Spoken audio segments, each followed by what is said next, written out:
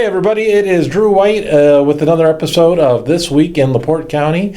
And along with me today is Tony Thomas and Jay Swindell. They are with the Holdcraft Players, who are starting this week producing a version of Dial M for Murder at the Holdcraft Performing Arts Center here in Michigan City.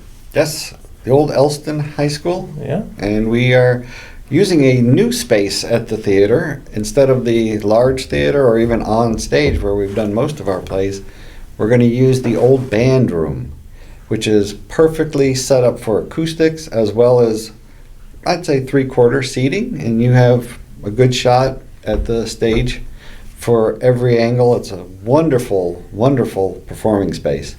And our hope is that after this play becomes really successful, that we can put more plays and other community access to it. How many seats are in that we have that particular room? 73, 72, 73 right now, but we have availability for up to 90 if we need. Up to 90? Yeah. Okay. It's a great space. That's awesome. But again, this is the next 2 weekends, March 21st, 22nd, 23rd, and then also again on March 28th, 29th, and 30th. On Friday and Saturdays, it will be at 7 o'clock, and on Sundays, it is a 2 p.m. matinee. Correct.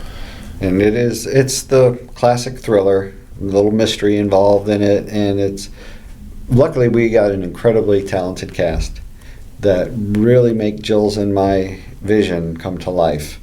And again, in this intimate space, you really become part of the show.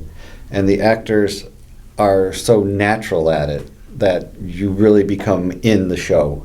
Mm-hmm. And it makes it really, really interesting. And the best part is, it's one of those where, yes, you do have to pay attention at the beginning to understand what's happening later.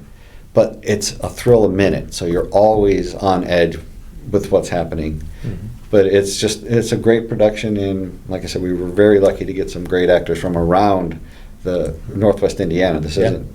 Yeah, I was going to say, I mean, the actors participating in this one, they're right here from the backyard, Michigan City, LaPorte, Valpo, Griffith, and Trail Creek. So, right. I mean, it's great to see that you were able to find such talent, sure did. Hop, skip, and a jump from Michigan City. Jay, where are you from? Michigan City. You're from Michigan City? Okay, so I mean, in that, tell us a little bit about your background. My theater background, I did theater here in high school, and I really broke my teeth back in the late 90s out at Dune Summer Theater. Then life got in the way, I got married, started a career, all that fun stuff, and recently got back into it back in 2019. This is our third show together? Correct. 3.5, because I almost did Almost Famous. Right. And yeah, just... I love doing shows at Holdcraft. Holdcraft it's a theater that does out of the box kind of shows like Dial M for Murder and Nevermore. They really take a risk on the shows they put on, and I really appreciate that. And looking forward to doing this show. We've put a lot of work into this show, and we're really looking forward to bringing it to the public. And again, the Holdcraft Players, it is a troupe that is designed for 20 and older. Mm-hmm. Do you by chance know what the age spread is of the actors that you've got? Young and old.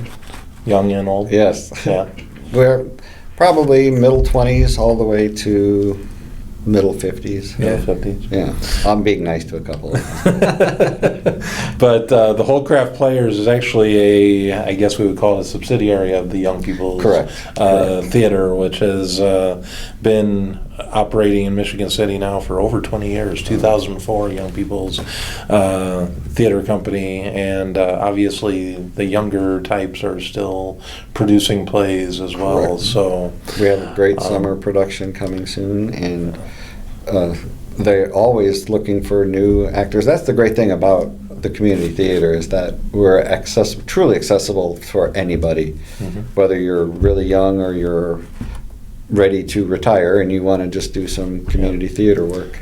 And I know that, I mean, you mentioned Dunes Summer Theater earlier, but we've also got like the Footlight Players here in Michigan City. I mean, there's no shortage of opportunities. No. It's funny that we actually, before you guys came in, were having a conversation, and Tyler, back behind the camera, asked if I had ever done any theater, and I can honestly say that I have never done any acting, but at the same time, would I ever sit here and say that I couldn't? I would never develop a desire to maybe, participate in some manner. I'm in a good place to, if I ever just wanted to throw my inhibitions aside and come on down, jump on the stage, I could definitely do that. I believe your answer should be yet, because it's never too. I am not going to be in this coming weekend's production of Dial M for Murder, but we'll see what happens. We're always looking for murder. I mean, no. That is, and the great. You look at Dean Johansson is driving from Griffith. Mm-hmm. 4 nights a week for rehearsals, but he does it because of the love of theater and how much fun he has doing the productions. Mm-hmm. That tells you that the opportunities are out there. Yeah, you may have to drive a little bit, and you may have to work a little harder depending on your role, but there's a role and a theater out there for you. You just have to be willing to do it. Definitely. Tickets $10, and they are available on the Young People's Theater's website. Correct. That address will be on the screen after we wrap up here. But Tony, I know that you said you indicated Jill, your wife, is a co-director, so she's in charge. She tells us what to do, and we just do what she says. And but that's the beauty of it. It's also family. My son. It does a couple of voices in the show. He does the transition music. Our daughter is the makeup artist. Jay's wife, Jessica, is the stage manager, and his son, Jace, is one of the stage hands. So it really is a family production, and we encourage that. We would rather have your family be a part of it than sitting at home and not being with us. Yeah. And I know that, you talked a little bit about the fact that you're doing this in kind of what we would call a new venue rather than in the theater. But I know that you and Arturo and the namesake of the theater, Stan, you guys worked very hard to take care of that facility. Oh, my gosh, yes. I know just about a week ago we were up there doing the State of the City address, but you guys worked very hard to make sure that theater is accessible for people and the public to use. And the beauty is, at that moment, we had the mayor giving her State of the City. We had us in the band room rehearsing. We had our next production, Rosencrantz and Guildenstern, in the choir room getting ready, and we also had Discovery Charter School building their set in the shop. So we had a true hub of activity happening, something boom, boom, boom, right after, and that's what the plan is, that there's constantly something happening in there, and we want it to be as community-oriented as possible. Definitely.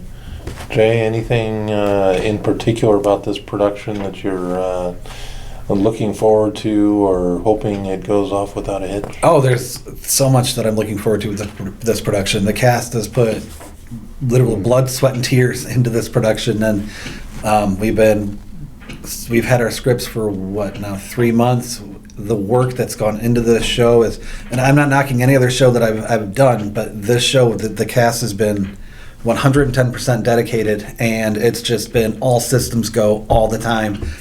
And yeah, I'm really looking forward to putting this show on for the public. It's going to be a challenge. It's easily my largest role to date as Tony Wendis. All the Easter eggs, like he was saying, you come make sure you pay attention in the beginning because we lay the groundwork for what happens at the end. So there's a level of perfection that's needed for this. I'm really looking forward to putting it on for the public and seeing what they think, because the amount of work that's gone into it, the directors as well, has just been incredible. It's been a 100% team effort. There's been no... Would you like to tell who the people are in the cast? I can do that as well, yes. I am Tony Wendis. And my wife, Margot, is played by, oh my goodness, McKenna. Thank you, McKenna Lowry. And her boyfriend, Max, is played by, now I'm forgetting everybody's names. Jerry McClure. I want to call him Jerry McClure, not Jerry Swindell, No. Jerry McClure. Noel Carlson is playing Legate. Legate. Why am I forgetting all these people? Dean Johansson is the inspector, and John Riska plays some background voices along with Louis Maldonado and Michael Thomas. Our friend of ours, Louis Maldonado, is one of the voice actors, and he was great, and my son is the other voice actor. And then everyone else just picks up what's necessary. It's a minimalistic cast, but a very detailed set. And between that, we come up with a very, very strong play. And it's a lot of fun. And I think that's the key, is that we've been having fun the entire time. And that's what, to me, makes a great play. And I mean, one of the keys is, I mean, you obviously want to have as packed of a house as you possibly can, but with the room that you are given, you know, I mean, hopefully you are going to sell these 75 to hopefully even 90 tickets, which, again, at community theater level, you're not looking to make millions off of this, but the proceeds from this particular event is used to support the Holdcraft players and further productions down the line. But talk a little bit about the fact that, you know, using the smaller venue, you know, let's put it this way, take advantage of purchasing tickets ahead of time online just to make sure that you get there. Tickets will be available at the door ahead of time, provided they haven't sold all 75 or 90 for a particular show. It's at $10 a ticket. What a great time to have dinner and then come see a play. Because we have all these wonderful local restaurants where you can go and have a good meal and then go see a play, $50, $60 at most. And it's just a great way to spend an evening. And yes, this was relatively inexpensive because it's an older play and the rights aren't that expensive. But what we make from that then helps us bring on the next shows when we have Rosencrantz next, and then Newsies in the summer, directed by Amy Crane, and that's going to be a great show. We're very excited about that one. But that helps us put on more shows, and then more opportunities for people to get involved. And that's really our goal. We want people to come love the show and say, I want to do that. I want to do lights. I want to do sound. I'd love to help you build that set. And then that way we get more people involved. Definitely. So again, Dial M for Murder coming up this weekend and next at the Holdcraft Performing Arts Center. Again, Friday and Saturday at 7 p.m. Sunday shows are a matinee at 2 p.m. Tickets available for $10. They are available on the website, but also pending availability, tickets will be sold at the box office as well. But anyway, you guys go break a leg. All right. And for This Week in LaPorte County, I am Drew White. We'll see you the next time.